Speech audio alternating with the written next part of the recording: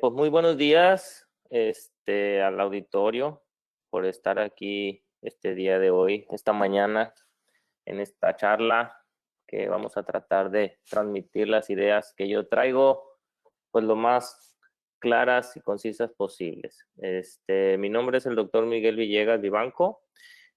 Agradezco a la empresa COA por el patrocinio y sé que esta charla es por parte de la Universidad de La Salle Bajío, donde con todo orgullo, la verdad que egresé de esta universidad, donde realicé mi especialidad. Pero para antes quiero darle brevemente un poquito de lo que yo soy. Yo hice mi licenciatura de cirujano dentista en la Universidad Autónoma de Nayarit. Yo soy de Tepic. Ahí está la universidad, ahí hice mi licenciatura. Estas fotografías son parte de lo que es la Universidad Autónoma de Nayarit. Este es un pequeño videito que estaba haciendo con un juguetito. Cuando yo estudié en la universidad no estaba más bien como normalmente la están viendo ahorita. La verdad que ha cambiado mucho y me da mucho gusto, me da mucho orgullo.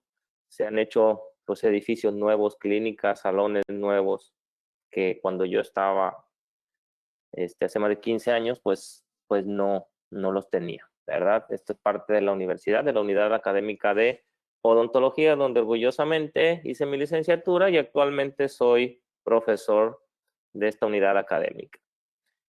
Como les decía, agradezco a la Universidad de La Salle porque hice mi posgrado de endodoncia. Ahí conocí a la doctora Laura María Díaz Guzmán, que orgullosamente fue mi maestra. Le aprendí demasiado, la admiro mucho, la doctora Laura María Díaz Guzmán. En verdad que hoy ya somos amigos, somos grandes amigos. Fue la que cordialmente me invitó. Si está por aquí la doctora y si no se lo hacen llegar. A la doctora no le puedo decir que no nunca. Fue mi cumpleaños el día de ayer y salimos de fin de semana, pero aquí estamos para dar la conferencia. Doctora, jamás le diría que no a usted, doctora. Entonces, orgulloso de salir de esta gran universidad de La Salle Bajío, ahí en León, Guanajuato. Un poquito ya entrando en lo que es la charla, me gusta poner esta imagen. Yo sé que ahorita está muy de moda lo que es la Fórmula 1. Yo tengo casi 30 años viendo la Fórmula 1, no lo voy a decir para que no saquen cuentas, pero casi 30 años viendo la Fórmula 1. En sus inicios, bueno, en mis inicios de ver la Fórmula 1, yo admiraba a este piloto que es Michael Schumacher. Y lo pongo en esta charla porque lo comparo con lo que nosotros hacemos en nuestra práctica diaria en odontología. ¿Por qué?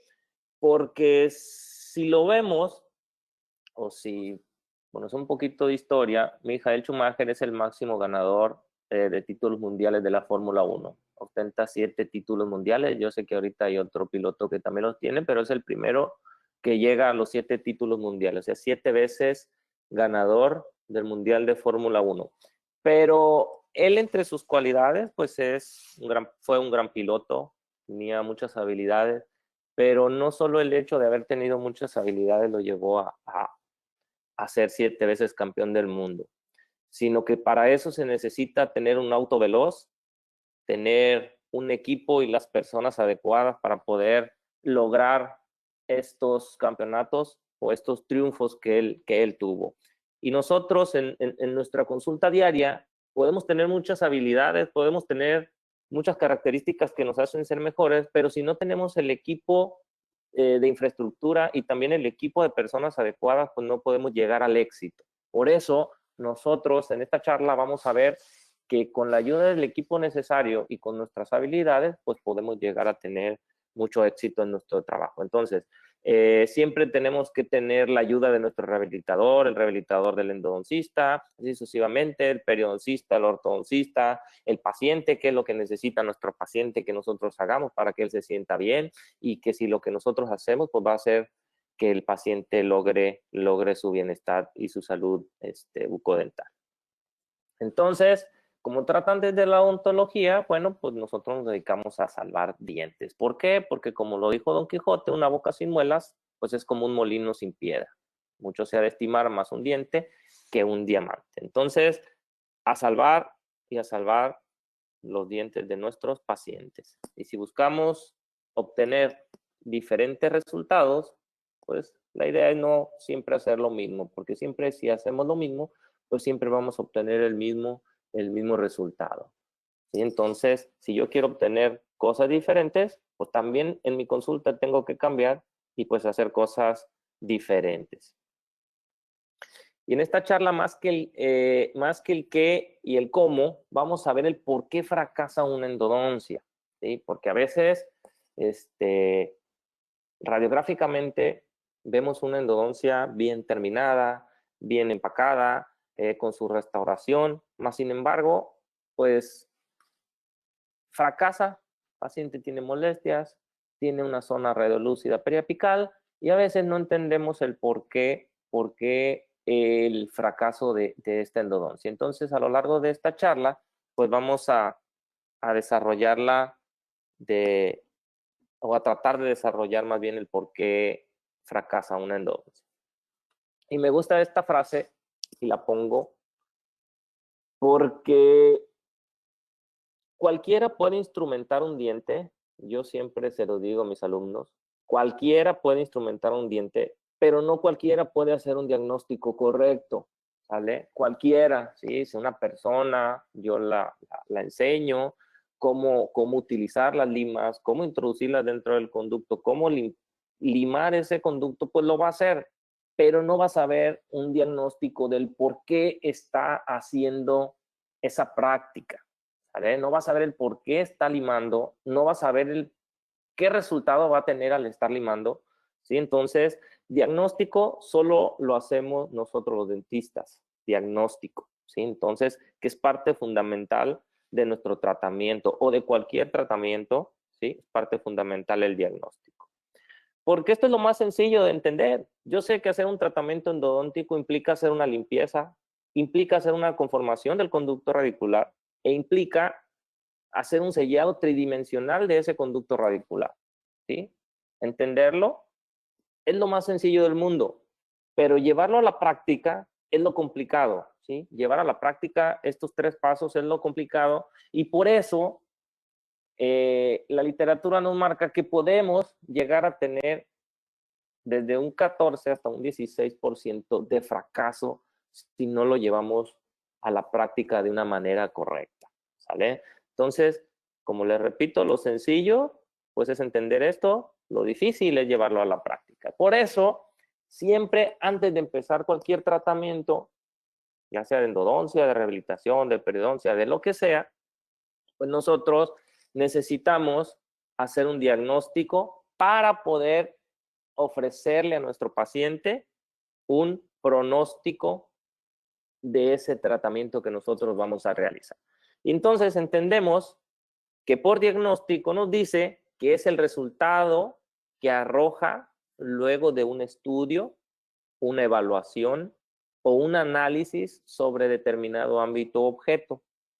En este caso, nosotros tenemos que tener un estudio de lo que vamos a hacer, de la endodoncia, tenemos que estudiar el diente, tenemos que estudiar la anatomía, ¿sí? Para poder evaluar y hacer un diagnóstico de esa pieza y saber por qué lo vamos a tratar. Y así yo puedo obtener el pronóstico. ¿Qué tanto o qué es lo que yo espero del curso de esa enfermedad? Entonces es el conocimiento anticipado de cualquier suceso o el resultado que esperamos de la enfermedad, la duración y las posibilidades de recuperación que tiene esta, ¿sí? Pero sin antes no hacer un buen diagnóstico. Yo le puedo explicar a mi paciente que su pronóstico es favorable porque la pieza que yo voy a tratar le hice un diagnóstico, porque tiene esto, porque tiene lo otro, y entonces sé qué tanto tiempo me va a llevar que mi paciente se recupere. O si no, también poder decirle que no tiene opciones de recuperación y que esa pieza pues es para extracción. Entonces, la sala nos define el pronóstico como el resultado, ¿sí? O predecir un resultado las complicaciones que podamos tener y la duración que podría tener el llevar a cabo este tratamiento, ¿vale? Entonces, es predecir algún tipo de resultado. Y como les decía, lo fácil, pues es entenderlo, lo difícil es llevarlo a la práctica, porque el principal objetivo de la preparación de mi conducto es prevenir la inflamación perirradicular. O sea, que cuando yo haga una endodoncia, evite que después que yo realice la endodoncia, pues surja una zona radiolúcida o una inflamación en el ápice. O por el contrario, que cuando mi paciente venga con una inflamación perirradicular o una zona radiolúcida en el periápice, que yo promueva que esta lesión cicatrice, ¿sí? Para que ya no vuelva estos microorganismos a darnos problemas, ¿sale?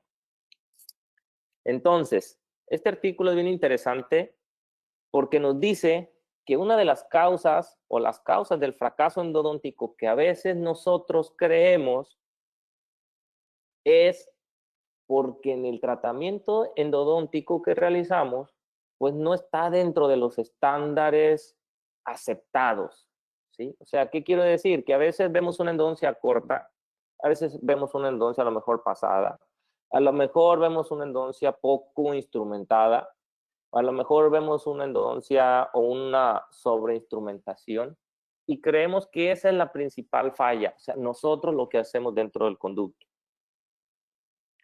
O también a veces creemos que los errores que nosotros cometemos en ese conducto radicular, pues es la causa del fracaso endodóntico. Por ejemplo, error más común tal vez sea el fracturar algún instrumento, perforar, debilitar las paredes. Y veamos este caso. Llega este paciente, segundo molar superior, fracturamos un instrumento dentro del conducto radicular. Por eso les decía, a veces creemos que la causa de fracaso es el error que yo cometa, ¿sí? Y entonces, pues obturamos el conducto radicular, dejamos el instrumento ahí, viene nuestro paciente 12 meses después, un año, y vemos que su pieza está totalmente sin ningún problema. El paciente se presenta asintomático y ya trae su restauración. Y como estos casos puede haber muchos, ¿sí? Yo entiendo que a lo mejor pueden decirme, sí, sí, doctor, a veces sí, pero no es la causa, porque la causa, como nos lo menciona aquí, es la persistencia de la infección microbiana dentro del conducto radicular, NAIR, en 1990. ¿Sí?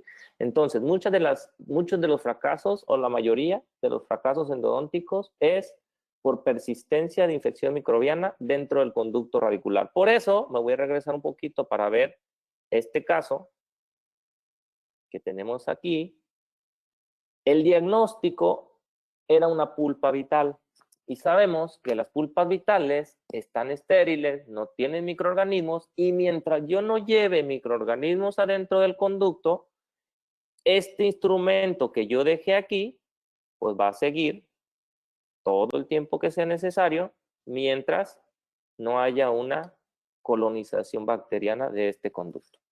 Por eso, lo menciona el artículo, la razón principal de fracaso endodóntico es la persistencia de bacterias dentro del conducto radicular y que inflaman lo que es el área perirradicular.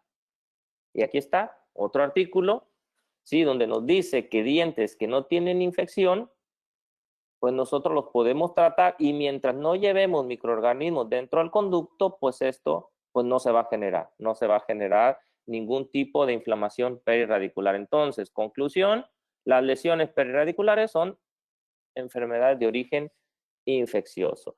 Y entonces, vamos a desglosar las diferentes causas de estos factores microbianos que nos hacen que nuestro tratamiento fracase. Entonces, entre ellos,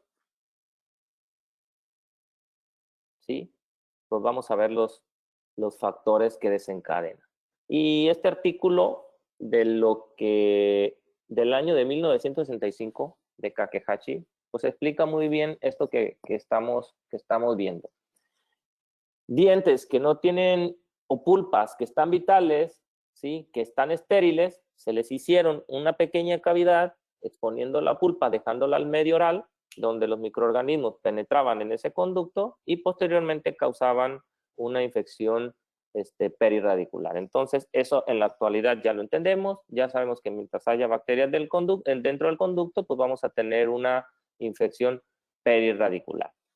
Entonces, bacterias dentro del conducto, ¿sí? Nos van a causar un fracaso endodóntico, y bacterias fuera del conducto también nos van a causar un fracaso endodóntico. Y este artículo nos menciona de dos casos, pero vamos a ver donde este paciente se presenta con una lesión perirradicular, se le hace la endodoncia, si podemos observar, la longitud está bien, la obturación está bien, y aunque la restauración, pues el poste está un poco desviado, no es el error del poste el que estaba causando el fracaso. Vean, la lesión persistió, aquí está la lesión, seguía con la fístula, seguía con la lesión, y como les repito, pues la causa no fue el error de que el poste estuviera desviado, sino que cuando lo extrajeron, pues vieron que la causa del fracaso pues era bacterias fuera de ese conducto radicular. Por eso les decía, este caso se llevó bien, se instrumentó, se limpió, se desinfectó, pero aún así tuvo fracaso por la persistencia de bacterias fuera del conducto radicular. Y entonces, esto nos lleva a entender a nosotros que en conductos vitales nosotros tenemos un mayor porcentaje de éxito que en conductos que no se encuentran vitales. Nosotros tenemos mayor porcentaje, más del 90% en conductos que están vitales, de tener un éxito en nuestro tratamiento, y el pronóstico empieza a bajar dependiendo del tratamiento que ya hay previo que tenga nuestro paciente. Por ejemplo, un paciente que tiene una pulpa necrótica, pues es menos del 80% de que yo pueda tener un éxito debido a los microorganismos presentes en este tipo de órganos dentales. Ahora, si nuestro paciente se presenta ya con algún tratamiento previo dentro del diente, pues nuestro pronóstico baja todavía menos del 75%, porque aparte de los microorganismos que yo me pueda encontrar, ahí sí puedo agregarle algún tipo de error, ¿sí? En el procedimiento. Y ahorita vamos a ver qué tipo de errores de procedimiento son los más comunes para la falla endodóntica. Y este otro artículo de 1995, le podemos sacar algo de provecho, donde se estudiaron muchísimos dientes que tuvieron endodoncias bien realizadas, endodoncias no tan bien realizadas, restauraciones bien realizadas o restauraciones no tan bien realizadas, fue un seguimiento. Pero la conclusión que podemos llegar aquí es adecuada en cuanto a lo que lo menciona el artículo, porque nos dice que una buena endodoncia con una buena restauración, pues nuestro éxito pues es alto, ¿sí? Arriba del 90%. Y ahí empieza a disminuir, bueno, pues si nosotros hacemos una endodoncia pobre o una restauración pobre también, pues ya el diagnóstico disminuye en gran medida. Entonces, mientras nosotros hagamos tratamientos dentro de los estándares aceptados y restauraciones dentro de los estándares aceptados, pues tenemos la opción de tener alto porcentaje de éxito en nuestros tratamientos. Entonces, la causa de fracaso endodóntico, factores microbianos, y ahora también, aunque el factor principal son los microorganismos dentro del conducto, pero también hay factores anatómicos que impiden que nosotros hagamos un buen tratamiento y que por ende pues nuestra endodoncia fracase. Y ahorita los vamos a ver. Entonces, estas imágenes son de Roland Ordinola.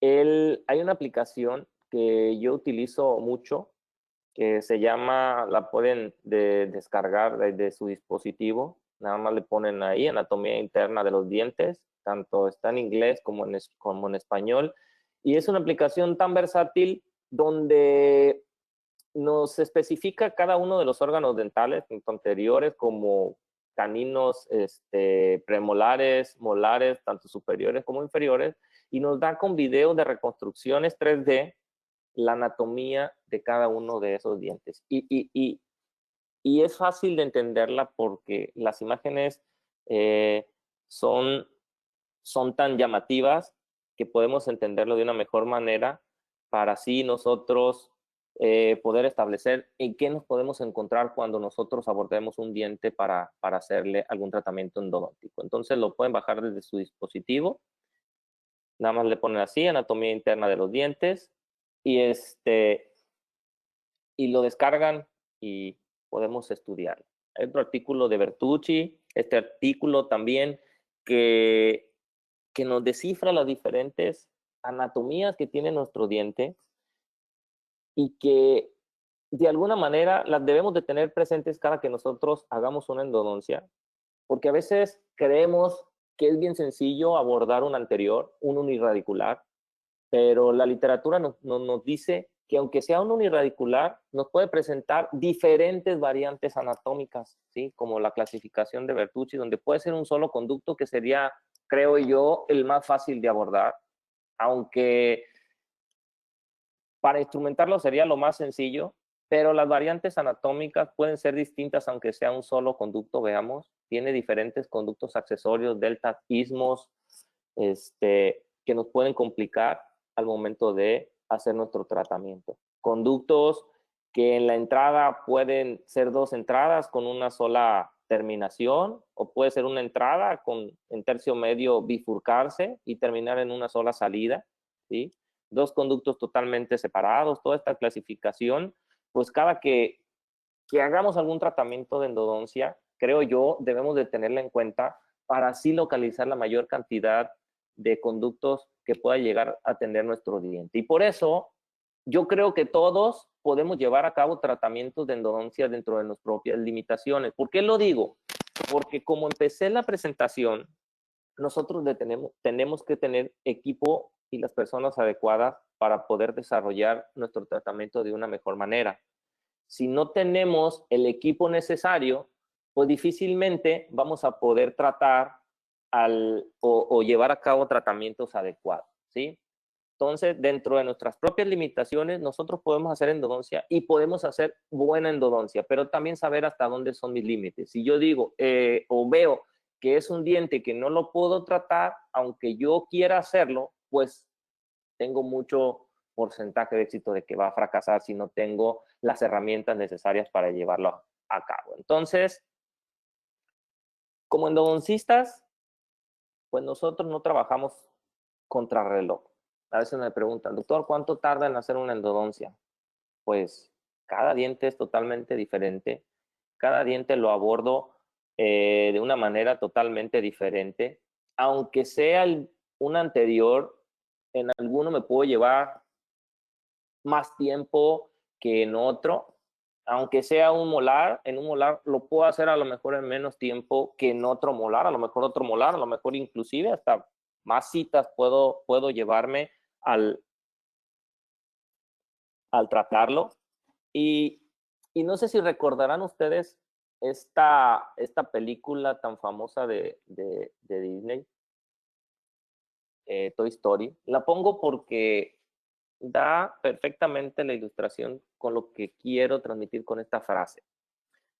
Aquí estaban reparando al Woody, ¿sí? Y el que lo estaba reparando le dijo, tardaré lo que tenga que tardar.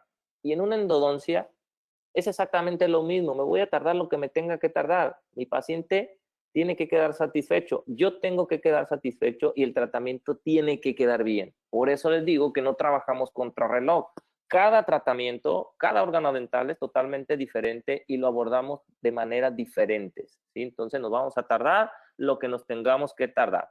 Por eso la práctica endodóntica, como lo dice la Asociación Americana de Endodoncia, requiere precisión y atención a los pequeños detalles. Esos pequeños detalles son los que van a hacer la diferencia entre el éxito y el fracaso de nuestro tratamiento. ¿Por qué? Porque la causa más común de fracaso endodóntico, pues ya sabemos que son las bacterias, pero esas bacterias necesitan estar en algún lugar para que nuestra endodoncia fracase, y es el ignorar la presencia de todos los conductos de un órgano dental, ¿sí?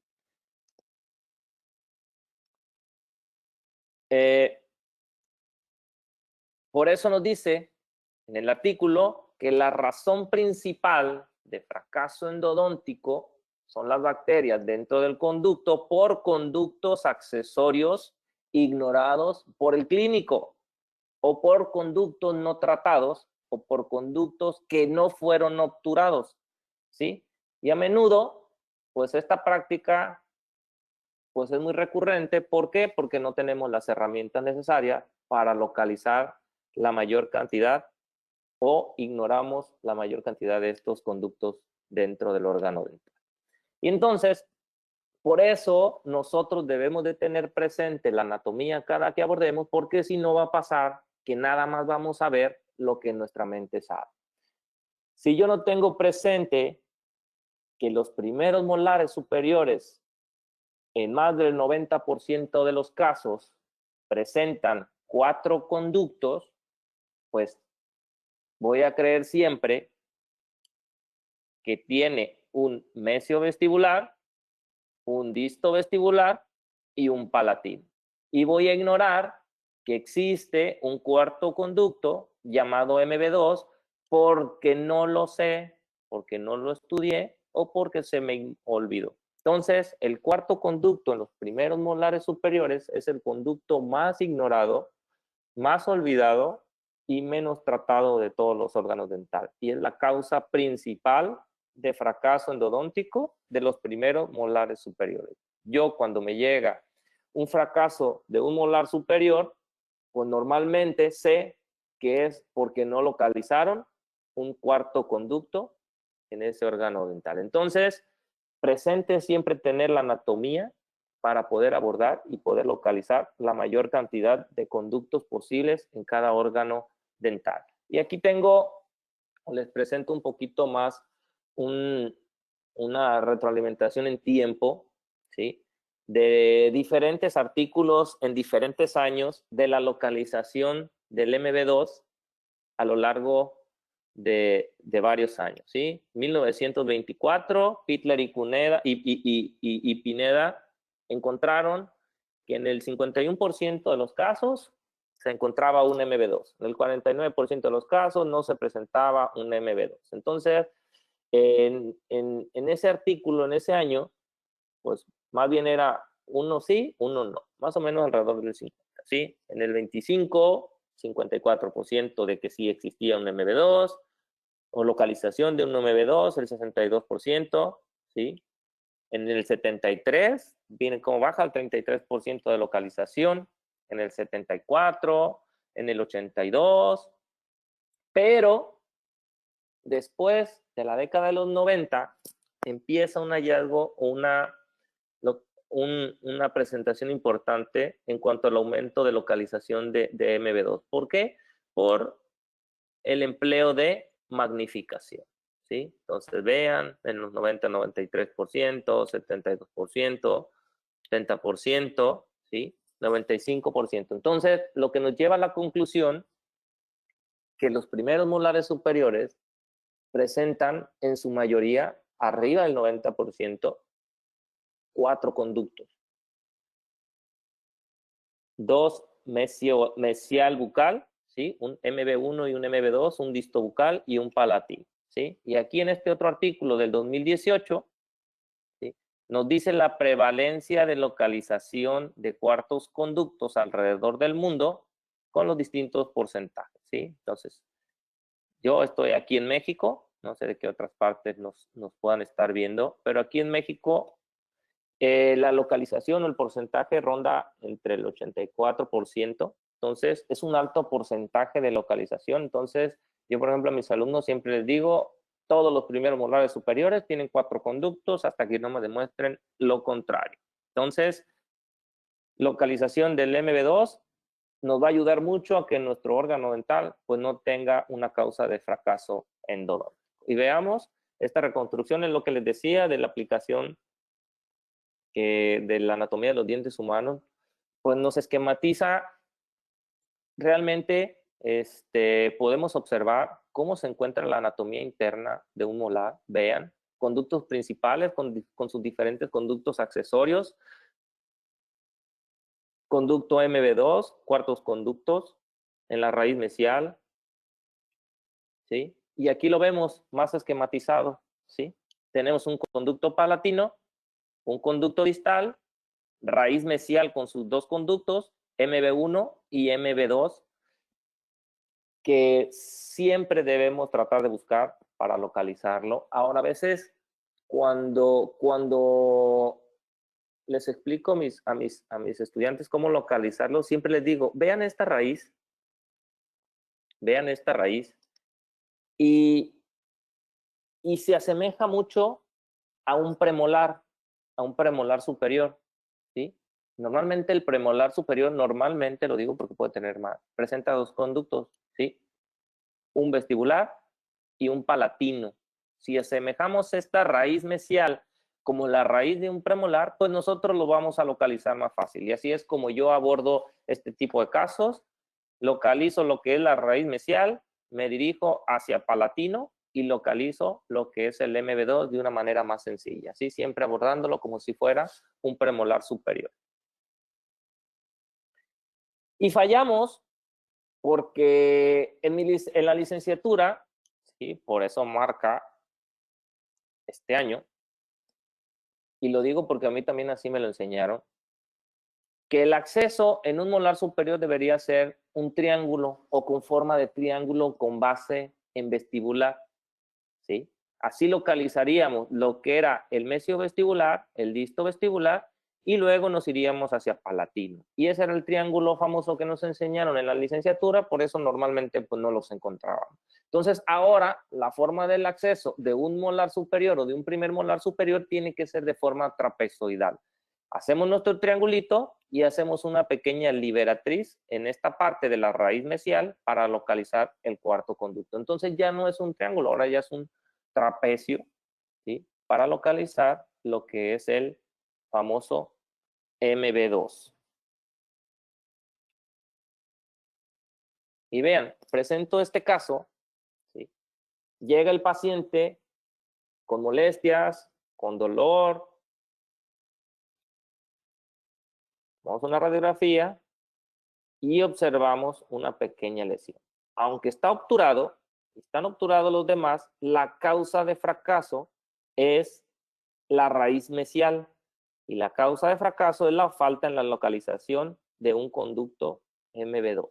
¿Sí? Entonces, ahí está, vean la lesión que estaba causando. Pudiéramos decir que está dentro de los límites aceptados, 1 milímetro corto, bueno, no corto, 1 milímetro a la salida del foramen, y abrimos y ahí está el famoso MB2 no trabajado, no encontrado, no localizado. ¿Qué es lo que nosotros hacemos? Una vez sabiendo eso, pues lo trabajamos, lo limpiamos, lo desinfectamos y lo terminamos el caso. El paciente llega al control a los 7 meses y el paciente se presenta totalmente asintomático. Tal vez me van a preguntar, doctor, ¿por qué nada más trató la raíz mesial? Porque las otras raíces se veían bien. Estaba totalmente sellado, ¿sí? Y la causa nada más era el conducto MB2. Llega el paciente 18 meses después, por otra causa, venía para hacer endodoncia en esta pieza, pero accedimos a tomarle una radiografía, ¿sí? Del caso anterior que nosotros habíamos hecho 18 meses después, y el caso está totalmente asintomático. Causa de fracaso endodóntico era la falta de la localización del conducto MB2 en ese primer molar superior. Este caso es mío, yo lo inicié, ¿sí? Era una pulpa vital, por eso lo presento, aquí está, por eso tengo la radiografía inicial. hice mi radiografía final, la endodoncia se veía bien dentro de los estándares, como les digo, aceptado, ¿sí? Instrumentada la raíz mesial, instrumentado la raíz distal, instrumentada la raíz palatina. Hice un control a los 6 meses. El paciente estaba totalmente asintomático. No presentaba ningún tipo de dolor, ya tenía su restauración, todo. Pero a los 6 años el paciente regresa con un fuerte dolor en esa pieza y una pequeña zona radiolúcida en esa raíz. En aquel tiempo yo no utilizaba microscopio, por eso supe cuando llegó el paciente que la causa del fracaso de esta pieza era la localización de un cuarto conducto. Aunque en aquel tiempo lo busqué con los instrumentos que yo tenía, pues no lo localicé. Por eso les digo que este caso es mío, lo tengo desde el principio, tuve un seguimiento de todo este caso y posteriormente pues, hicimos su combin, encontramos su lesión, estaba el conducto. Entonces, ¿qué hicimos? Pues abrimos y ¿qué creen? Pues ahí estaba. O sea, aquí sí lo vemos, aquí sí lo veo, con magnificación sí lo veo, pero cuando lo busqué, la primera vez no lo encontré porque no tenía magnificación. Entonces, instrumentamos igual, instrumenté nada más esa raíz. Yo había instrumentado este caso, sabía que todo lo demás estaba bien. Nada más instrumenté esta raíz con su localización del otro conducto. Ahí está, totalmente desobturada el conducto principal. Ahí está, instrumentado ya ahora sí el MB2. Y tenemos el caso totalmente terminado. Entonces, ¿cuál fue la causa de fracaso? Pues la falta en la localización de un cuarto conducto o de un conducto accesorio. Entonces, causa principal es la localización. Yo sabía cuando llegó el paciente con dolor y tomé la radiografía, sabía que era la causa, pero en aquel tiempo no lo localicé, ¿sí? Porque no tenía microscopio. Hay algunos casos que sin microscopio los podemos localizar, pero hay otros casos excepcionales que no los podemos localizar si no tenemos la ayuda de un microscopio. Entonces este fue uno de esos. Vean, este es otro caso que nos remiten. Le habían trabajado nada más 2 conductos. El mesial no. La paciente nos refiere que porque el dentista le dijo que el conducto estaba calcificado, que no se preocupara, que no tenía nada, que no le iba a pasar nada, que nada más con esos 2 era más que suficiente porque el otro estaba totalmente cerrado. Entonces llega nuestro paciente, ya llega con molestia. Cuando nosotros abrimos, vemos que en efecto sí lo estaban buscando, por eso le decían que estaba calcificado. Entonces, utilizamos magnificación y localizamos los conductos en la raíz mesial.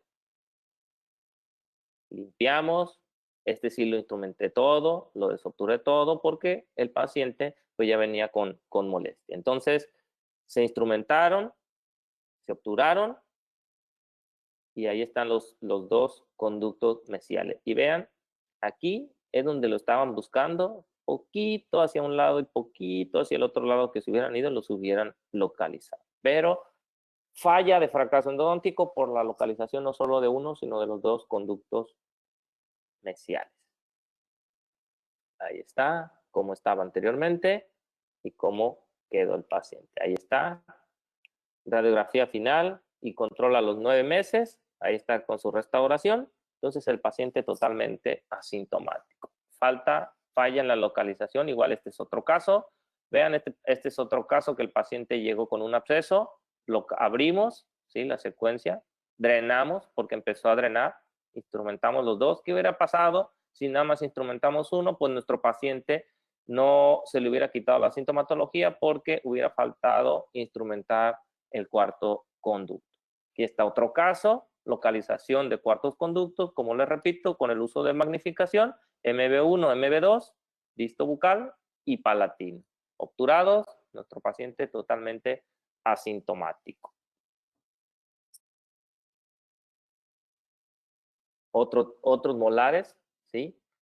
Que siempre, como les repito, en la clasificación de Bertucci la tenemos que tener presente cada que abordamos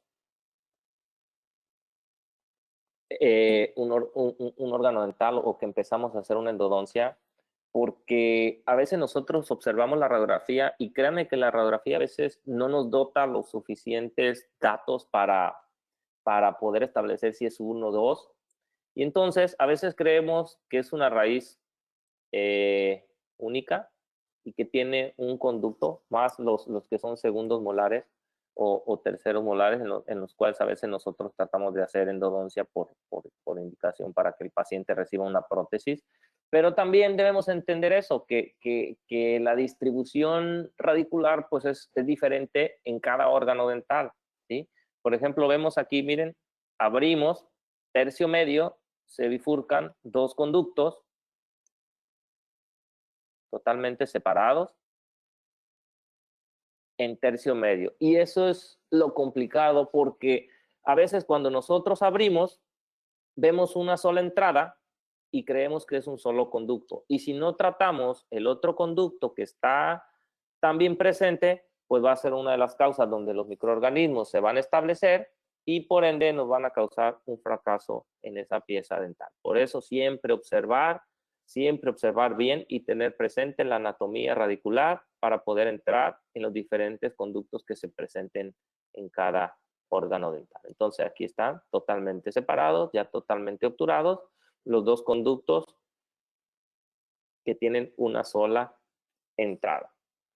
Eso en cuanto a molares superiores. Molares superiores, ¿cuál es la complicación que podemos llegar a tener o la causa de fracaso endodóntico? En los segundos molares inferiores hay una anatomía muy particular que se llama conducto en C.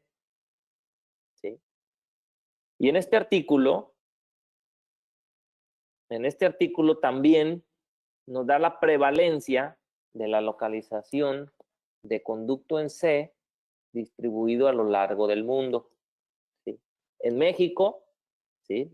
Repito, aquí en México tenemos un 14.2% de encontrar conductos en forma de C, que yo creo que a lo mejor puede ser un poquito más, ¿sí? La prevalencia en segundos molares inferiores que nos hacen que nuestra instrumentación sea diferente o la tengamos que hacer de manera diferente. Y ahorita vamos a ver cómo podemos instrumentar un conducto en C. Aquí tenemos un caso, vean, llega el paciente, presenta lesión o zona radiolúcida periapical, ya presenta toda la sintomatología del paciente. Tomamos nuestra radiografía de conductometría para establecer si realmente son los conductos. Y esta es una vista de lo que es la cámara pulpar. Tenemos un conducto mesial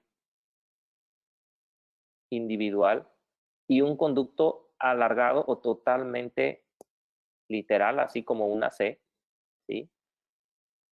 Que como está aquí en la entrada, créanme, está aquí en la parte apical. Por eso es la dificultad de instrumentar este tipo de casos y más teniendo una zona radiolúcida donde ya involucra microorganismos, porque va a ser más difícil eliminar todos los microorganismos, porque nuestras limas que nosotros utilizamos para instrumentar el conducto, pues son redondas. Entonces, si el conducto no es redondo, difícilmente nuestro instrumento va a llegar a limpiar todas las paredes de ese conducto. Entonces, esta asemejaría a una lima de grueso calibre, vamos a poner el ejemplo, y si lo vemos, pues no instrumenta o no toca las diferentes o la totalidad de las paredes del conducto. Si yo quisiera instrumentar con nuestra lima, pues ocuparía una mega super lima enorme, ¿sí? Pero, pues me estaría llevando lo que es la furca o adelgazando demasiado las paredes. Entonces, ¿cómo llevamos al éxito este tipo de casos? Primero, sabiendo que un conducto en este tipo de órganos, pues me lo puedo encontrar en forma de C. Dos, bueno, ahorita lo voy a ver cómo lo instrumentamos. Ese es el seguimiento del caso, ¿sí? Aquí está la inicial, radiografía final y el control a los 8 meses, el paciente totalmente restaurado, totalmente asintomático y radiográficamente radiográficamente lo digo, o sea, no se ve la zona radiolúcida. No quiere decir que todavía no la tenga, pero radiográficamente pues hay ausencia de zona radiolúcida. El paciente ya se encuentra totalmente asintomático. ¿Cómo lo instrumentamos? Este tipo de casos lo instrumentamos con la ayuda de nuestro ultrasonido, ¿sí? Irrigación ultrasónica, ¿sí? Mover o activar el irrigante dentro del conducto nos va a ayudar a que penetre en todas las zonas de ese conducto en forma de C para eliminar la mayor cantidad de microorganismos presentes en ese conducto. Aquí está un pequeño video de cómo trabaja el ultrasonido.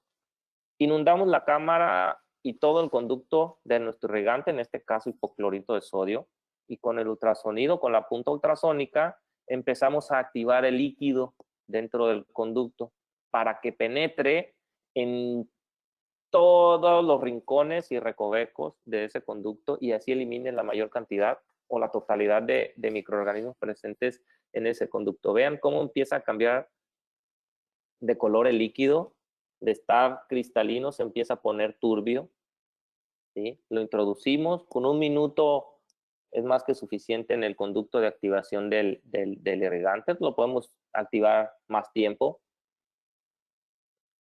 con 1 minuto es más que suficiente, y vean cómo empieza a cambiar, cambiamos el líquido, volvemos a irrigar y volvemos a activar si así lo desean, dependiendo como nosotros vayamos observando el grado de contaminación de ese conducto radicular. Entonces, es la manera como nosotros podemos tratar este tipo de órganos dentales de conductos en forma de C. Vean aquí cómo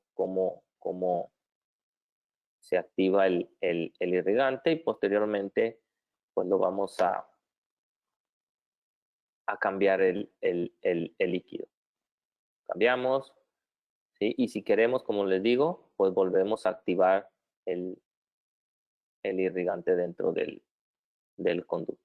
Podemos hacer las veces que sean necesarias, activándolo con nuestro ultrasonido.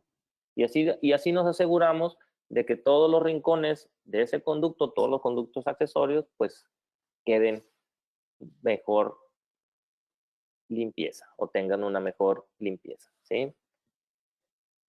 Otra variante anatómica que nos hace que nuestra endodoncia pueda llegar a fracasar es un conducto medio mesial. Como su nombre lo dice, medio mesial. Se localiza en medio de los dos mesiales. Y la tasa de localización de estos conductos, vean, es hasta un 46% de localización en primeros molares inferiores. O sea, la oportunidad que yo tengo de encontrarme un paciente que presente un conducto medio mesial es casi del 50%, o sea, entre uno sí y uno no, ¿sí? Entonces, este conducto en medio de los dos mesiales también es una causa de fracaso si no lo localizamos, no lo instrumentamos y se coloniza por microorganismos, pues nos puede dar una causa de fracaso endodóntico. Entonces, vean el porcentaje de hallazgo de ese medio mesial. Aquí tenemos un caso, vean, tomamos nuestra radiografía inicial, abrimos y vuelvo a repetir lo que les comenté en una diapositiva anterior, que decía, los ojos ven lo que la mente sabe. Si nosotros no entendemos que podemos encontrar un medio mesial en este tipo de molares, pues vamos a establecer pues, que tenemos un vestibular, que tenemos un lingual y que tenemos un conducto distal. Pero si nosotros buscamos un conducto o sabemos que en medio de estos dos conductos mesiales puede haber otro conducto llamado medio mesial, pues siempre trato de buscarlo y si lo localizo, lo instrumento y lo trato. Si no se encuentra, bueno, pues ahora ya sé que lo busqué y no lo encontré. ¿Sí? Entonces, un acercamiento más, aquí lo vamos a encontrar y vean, aquí está. Mesio vestibular, mesio lingual, medio mesial y nuestro conducto distal. Ahí está, instrumentado y ahí está obturado. ¿Sí? Todos los conductos limpios de este molar, porque de antemano sabemos que podemos llegar a encontrar este tipo de conductos. Como les repito, bueno, no en todos los casos lo vamos a encontrar, pero pues debemos de tener en cuenta que lo podemos encontrar y buscarlo. Otro caso, vean, vuelvo a repetir, los ojos ven lo que la mente sabe. Si no, podemos decir tiene un vestibular, tiene un lingual y tiene un solo distal. Y aquí está. Mesiovestibular, mesiolingual, medio mesial y conducto distal. Obturado completamente y listo. Ahí está, otro acercamiento. Entonces, siempre, siempre, siempre lo vamos a localizar en medio de los dos mesiales. Aquí se va a encontrar un mesial, aquí se va a encontrar el otro mesial y siempre introducir nuestro instrumento, nuestra lima, en esta parte, en medio de los dos mesiales, y van a ver que aquí lo vamos a encontrar. En ocasiones, cuando no es tan evidente, ocupamos bajar o quitar esta pequeña paredcita de aquí para poder localizar ese conducto. Como les digo, a veces es muy evidente, siempre abrimos nuestra cámara pulpar, quitamos el techo, introducimos nuestra lima y a veces lo vamos a encontrar muy fácilmente ahí. Y si no, tratar de bajar un poquito en esta zona, recargándonos hacia la pared mesial para poder localizarlo. Y ahí están los tres conductos. Vean este caso. Los casos anteriores que vimos, los dos medios mesiales, eran conductos vitales, ya les dije, ahí donde menos posibilidad de fracaso podemos llegar a tener siempre y cuando no llevemos bacterias dentro del conducto, porque una pulpa vital es una pulpa estéril que no tiene microorganismos, pero este tipo de casos donde nuestro paciente se presenta, ¿sí?, ya con una inflamación extraoral, ¿sí?, causada por este tipo de lesión, por esta lesión, ¿sí?, vean el tamaño de esta lesión, pues obvio que tenemos que encontrar la mayor cantidad de conductos, porque si no, nuestro paciente pues no va a poder tener opción de recuperarse. Aparte de instrumentar, como ya les dije, siempre tenemos que tener presente la anatomía radicular, ver si en este tipo de casos, que es un 46, podemos encontrar un medio mesial, localizar pues sus conductos principales y tener presente estos tipos de conductos accesorios, limpiarlos, como ya les dije hace rato, con ultrasonido en todos los casos, para hacer que nuestro irrigante, ¿sí?, penetre en todos el sistema de conducto y pueda eliminar todos los microorganismos para hacer que nuestro organismo pues empiece a eliminar este tipo de lesión. Y ahí está, localizamos conducto mesiovestibular, medio mesial y mesiolingual y su conducto palatino. Entonces, este es el seguimiento del caso. Aquí tenemos nuestra radiografía inicial, como ya lo habíamos visto. A los 6 meses de control, vean cómo empieza ya a haber una regeneración ósea en esta parte de la lesión, señal de que nuestro tratamiento está funcionando. 34 meses de control, vean cómo hay una regeneración total ósea, ¿sí? Ya no hay lesión, el paciente ya está totalmente asintomático, totalmente restaurado y un seguimiento a 50 meses. Entonces, mientras a nuestro paciente no se le caiga su restauración y no penetren nuevamente microorganismos dentro del conducto, pues esto va a seguir funcionando. Entonces, causa principal, vuelvo a repetir, son los microorganismos dentro del conducto aunado a la falta de localización de todos los conductos en una pieza dental. Vean, este es otro caso de un retratamiento. A veces yo pregunto cuál es o cuál sería la causa de fracaso de esta pieza. A veces me contestan instrumentación deficiente, que este conducto distal quedó corto, que le falta instrumentar a los otros conductos, ¿sí? Pero a veces, o casi siempre, la falla, como ya lo dijimos, radica en la localización de todos los conductos y por ende, conducto que no está localizado, que no está instrumentado, pues es un recoveco propicio para que los microorganismos pues, puedan colonizar y hacer, como dicen por ahí, su desorden. Ahí está, disto bucal, no trabajado. ¿Qué es lo que tenemos que hacer?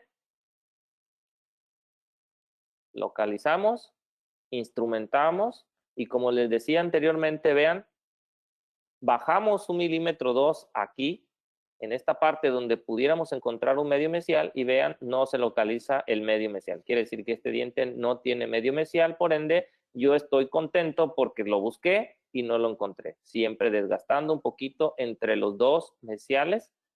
No estaba, quedo satisfecho y vean cómo terminamos nuestra endodoncia. Totalmente los 4 conductos, totalmente separados y totalmente obturados. Entonces, este caso, pues ya nuestro paciente ya está sintomático, todos sus conductos trabajados, vean, pues ya menos causa de fracaso.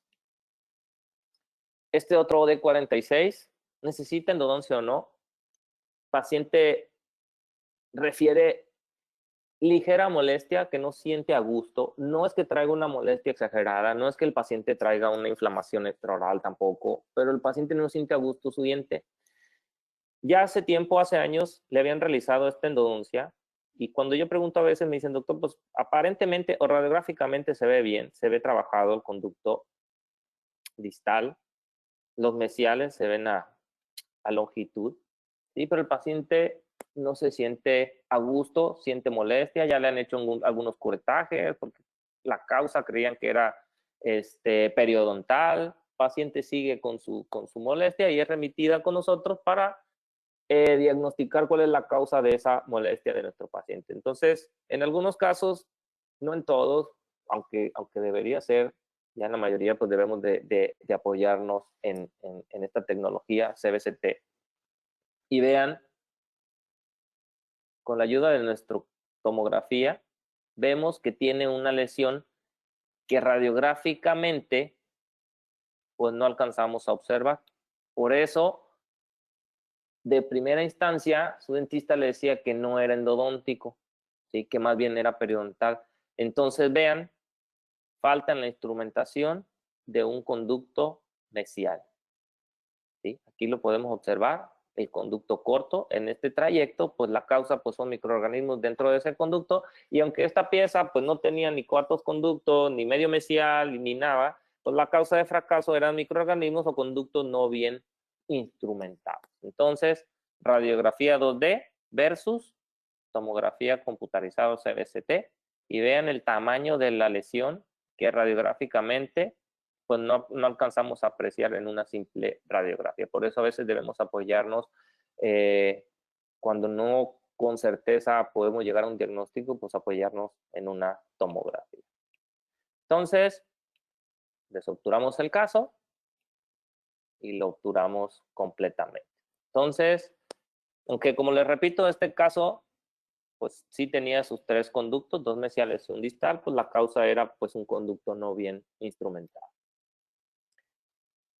Molares superiores, molares inferiores, y ahora vamos a ver un poquito de causas de fracaso en premolares, porque nos dice que la incidencia, vean, de 2 o más conductos en primeros premolares varía desde entre un 2.7 hasta un 62.5, que la verdad que para primeros molares inferiores esta incidencia es muy alta, porque a veces creemos que realizar una endodoncia en un premolar inferior es muy sencillo porque como es un uniradicular, creemos que va a presentar un solo conducto. Y vean que hasta 62.5% de localización de un segundo conducto. Inclusive hay literatura que nos dice que más conductos, 3 conductos, 4 conductos, pero vean la literatura 62 de incidencia de 2 o más conductos.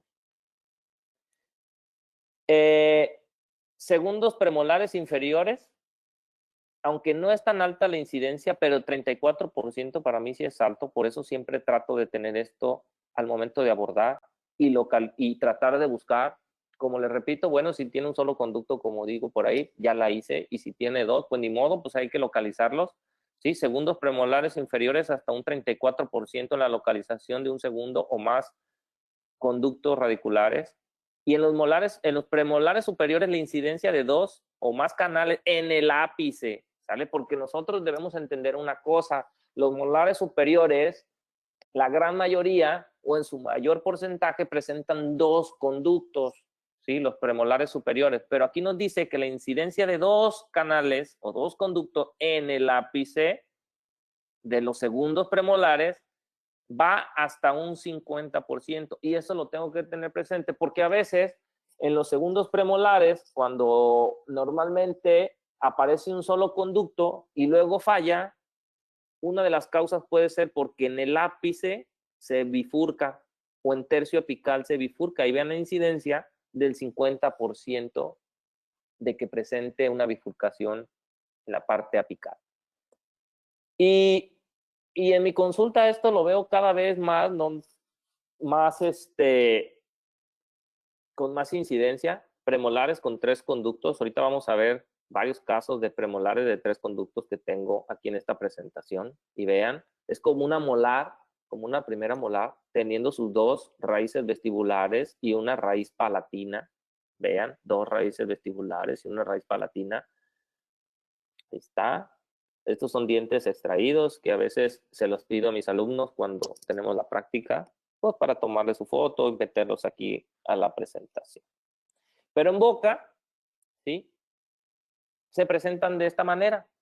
Está este molar que, si bien radiográficamente a veces no apreciamos por completo las raíces, pues siempre tenemos que buscarlas de todas maneras. Yo, por ejemplo, siempre entro, observo, trato de buscar la mayor cantidad de conductos en cada órgano, y por eso siempre tengo la mala suerte de encontrarme más conductos en los órganos, en los dientes. Si vean, mesiovestibular, el distovestibular y el palatino. Es como si fuera una molar, pero en chiquito. Ahí está. Y vean, ya obturado. Sus 3 conductos ya obturados, un primer premolar superior, donde la mayoría de los casos sí se presenta con 2 conductos, uno vestibular y uno palatino. Pero en poco porcentaje, más o menos un 6%, pues puede llegar a presentar 3 conductos. Por eso, aunque sea el 6%, pues siempre trato de darle una buscadita aquí a estos 2 conductos vestibulares. Vean, este es otro caso que, como lo puse en una diapositiva anterior, todos podemos hacer endodoncias, y buenas endodoncias, siempre lo he dicho, dentro de nuestras propias limitaciones. Este es un caso, un colega que nos mandó este caso, nos dijo, ¿sabes qué? Yo le veo en el premolar que te voy a mandar, dijo, yo le veo 3 conductos, ¿sí? O 3 raíces, por eso te lo mando, porque no creo que yo lo pueda realizar. Y está bien, o sea, eso no te hace menos, al contrario, te hace más, ¿sí? Te hace más porque conoces tus limitaciones, ¿sí? Entonces llega nuestro paciente, y aunque también para nosotros es un desafío, porque vean que la bifurcación se encuentra en tercio medio. Ahí se encuentra la bifurcación de los 2 conductos vestibulares. Y vean, abrimos, y yo creo que la separación de esos 2 conductos está más o menos entre 1 milímetro. Entonces, en 1 milímetro la separación de estos 2 conductos, que realmente, pues trabajar ahí realmente es difícil, sí lo digo con toda sinceridad, es difícil, y me tardo lo que me tenga que tardar. Un premolar no me lo voy a aventar en 40 minutos, no me lo voy a aventar en 1 hora, y menos este tipo de casos, sí que requieren más tiempo. ¿Por qué? Porque los pequeños detalles son los que van a marcar la diferencia. Entonces, ahí está, vean, conductometría, las 3 limas en las 3 raíces,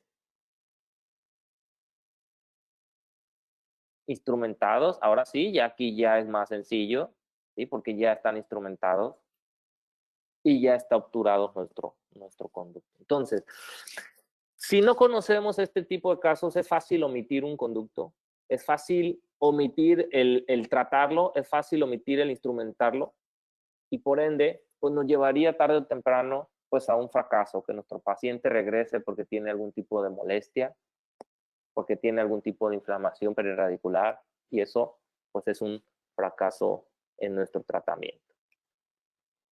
Y como lo decía el artículo, segundos premolares superiores, incidencia de bifurcación en la parte apical. Vean este caso, vean, vamos a ver este caso. Zona radiolúcida periapical, paciente se presenta con sintomatología. Y aunque, pues la endodoncia, pudiera yo decir que se ve poco instrumentada, lo vimos en el artículo, la causa no es a veces lo que nosotros creemos que puede ser el error, sino los microorganismos alojados en algún recoveco, le digo yo, ¿sí? Que son los que nos van a dar la causa de fracaso endodóntico. Y vean, quitamos el poste, limpiamos, empezamos a desobturar, y algo bien importante, una vez que limpiamos, observar, siempre observar, y me doy cuenta que en la parte apical, pues hay una bifurcación que en la primera instancia, pues no se había logrado, porque nada más presentaba un solo conducto, aparentemente. Pero en la parte apical estaba esta bifurcación con este conducto, con este otro conducto. Vean lo que hace la magnificación. Esta vista es aquí, ¿sí? Pero una vez que terminé de limpiar toda esta caries, que desobturé, pues empiezo a observar, me agarro viendo qué hay adentro, si hay otro conducto, si no hay otro conducto, si hay una bifurcación para poder trabajar. ¿Cuánto me tardo? Lo que me tenga que tardar, porque limpiar ahí, créanme, es sumamente difícil, porque a veces te quieres meter a un conducto y caes en el otro, y entonces, como le dijo al pollo, el que estaba reparando al Woody, me voy a tardar lo que me tenga que tardar, ¿sí? Entonces, ahí está el caso terminado. Vean, con su ramificación en la parte apical, obturado completamente. Este es otro caso en el cual, pues, la falla, ¿sí?, del fracaso era que habían encontrado un solo conducto. Cuando nosotros desobturamos, ¿sí?, pues como les digo, siempre que entro, desobturo, limpio, pues empiezo a observar y vean, dos conductos totalmente separados. Entonces, aunque yo hubiera tratado un solo conducto y lo hubiera hecho más instrumentado, si no hubiera localizado otro conducto, pues este diente hubiera seguido fracasando. Entonces, sí es como lo desobturamos, limpiamos y lo terminamos el caso. A sus dos conductos, hasta un conductito accesorio aquí, que era por lo que yo creo que había una zona un poquito más radiolúcida en esta parte. Premolares inferiores, incidencia de dos o más conductos hasta un 62.5. A veces creemos que son los más fáciles de instrumentar, los más fáciles de tratar, los premolares inferiores, porque son unirradiculares. Pero yo les digo a mis alumnos que hay un pequeño tip que yo utilizo, un pequeño tip, para saber con la radiografía si realmente me voy a encontrar con dos o con uno, o si se bifurca, es que a veces yo sigo el trayecto del conducto y cuando se pierde o se borra, no es que esté calcificado, porque a veces creemos que la dificultad nos la va a dar porque está calcificado aquí, porque como ya no sigue el trayecto, decimos, ah, está calcificado en esa parte, le voy a batallar para bajar mis limas. No. Seguimos el trayecto del conducto o la luz del conducto y donde se borre, eso quiere decir que ahí hay otro conducto. Entonces, en la mayoría de los casos, cuando yo inicio, que tomo la radiografía, pues yo ya sé que puedo encontrarme, y digo puedo porque pues, a lo mejor no, a lo mejor sí está calcificado, puedo encontrarme otro conducto. Y vean, de antes de entrar, yo ya me preparo, hago mi acceso e introduzco mis limas dentro del conducto. Y ahí está. Un conducto, otro conducto. En tercio medio, división en tercio medio. Por eso les digo que a veces creemos que los premolares inferiores tienen un solo conducto porque tienen una sola entrada, pero la bifurcación puede ser aquí en tercio medio, puede ser que a lo mejor se bifurquen un poquito más arriba o un poquito más abajo, pero 62% de incidencia en la localización de un canal o un segundo canal. Y ahí está obturado. Otro premolar, vuelvo a repetirles el tip para que lo tomemos en cuenta. Ese es el que yo utilizo, vean. Viene el conducto, la luz del conducto y de repente se pierde, ya no se ve. ¿Sí? Quiere decir que ahí tiene otro conducto. Entramos y en efecto, ahí está, otro conducto. Totalmente separados. ¿Sí? Puedo tratar un conducto, puedo instrumentarlo bien, puedo dejarlo bonito radiográficamente, pero si no instrumento el otro conducto tarde o temprano, esto se va a traducir en un fracaso por los microorganismos que puedan llegar a entrar ahí y que puedan colonizar el conducto y puedan dar una sintomatología en nuestro paciente. Nuevamente, viene el conducto y de repente se ve como calcificado. Vean, dos conductos totalmente separados. Como les repito, puedo instrumentar como este caso, un solo conducto que el paciente llega después de un mes que le habían hecho la endodoncia. El paciente ya no aguanta el dolor, ¿sí? Y cuando yo veo esta radiografía, puedo llegar a pensar que la causa de fracaso es porque quedó corta, ¿sí? Ah, pues es que al paciente le duele porque no limpiaron bien, porque le hacen falta como 4 milímetros o 3 milímetros de instrumentación en la parte apical. Por eso puedo suponer o pensar que esta endodoncia está fracasando, ¿sí? Pero como les repito, la alta incidencia que tienen este tipo de órganos dentales de presentar un segundo conducto es alta, pues eso me hace que cuando yo entre, pues busque otro conducto. Entonces, entro, desobturo el conducto que está obturado, trato de llevarlo a la longitud, pero luego busco otro conducto y vean, ¿por qué me daba cuenta antes de entrar? Porque como les dije, yo me imagino que cuando este conducto no estaba obturado, aquí se veía la luz del conducto y más o menos un tercio medio se perdía. Quiero pensar en la radiografía del que la vio antes que yo. ¿Por qué? Porque aquí en la parte apical ya no se ve, ¿sí? Porque en la parte apical ya no se ve. Entonces trato de buscar o trato de suponer que hay otro conducto, entro y en efecto, aquí está. Ahí está, totalmente obturados los dos conductos. Obviamente este caso lo dejamos con medicación intraconducto, sus 8 días. El paciente cuando viene a la cita de terminar, pues el paciente ya venía totalmente asintomático. O sea, hay que seguirlo con controles nada más para que pues, nos demos cuenta que realmente esto está funcionando. Vean otro caso de otro premolar, ¿sí? Causa principal, bacterias, ¿sí? Dentro de esta endodoncia, vean el tamaño de la lesión.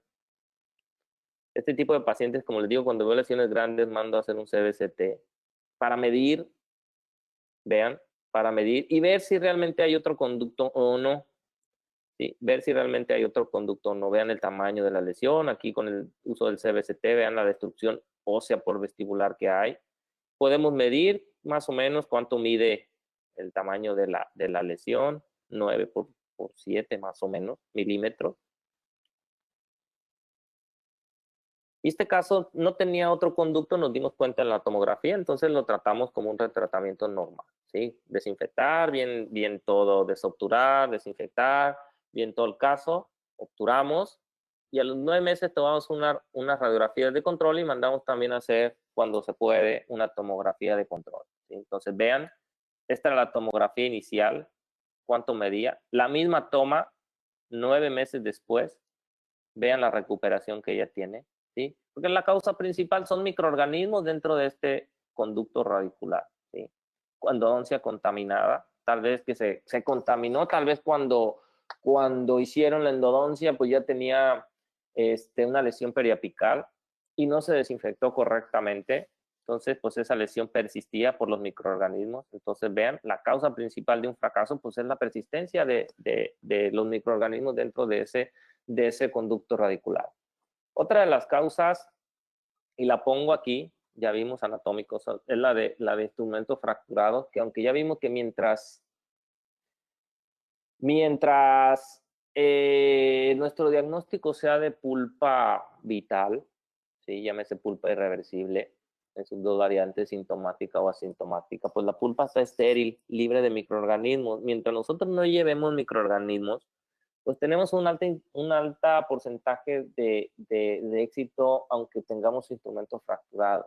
Pero lo pongo porque esto me ha enseñado a mí a veces a decidir entre sacarlo y no sacarlo, el instrumento, dependiendo el caso. ¿Por qué lo digo? Porque en este artículo que me gusta, especifica o más bien lo que implica el en ocasiones tratar de sacar un instrumento dentro de un conducto.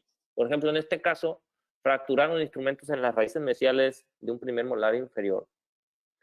Y para sacarlo, y esto aplica para todos, pues tenemos que hacer una pequeña base y ensanchar un poquito el conducto para poder verlo y poder maniobrar con nuestros instrumentos el sacarlo, ¿sale? Que a veces tratar de sacar un instrumento, pues eso es lo que implica debilitar un poquito más las paredes de este conducto radicular, ¿sí? Para obtener como trofeo, pues un instrumento que está fracturado. Cuando no se necesita, realmente no lo saco. Cuando sí se necesita, compenso riesgo-beneficio, ¿sí? ¿Cuál es el riesgo? Pues que debilite las paredes de ese conducto.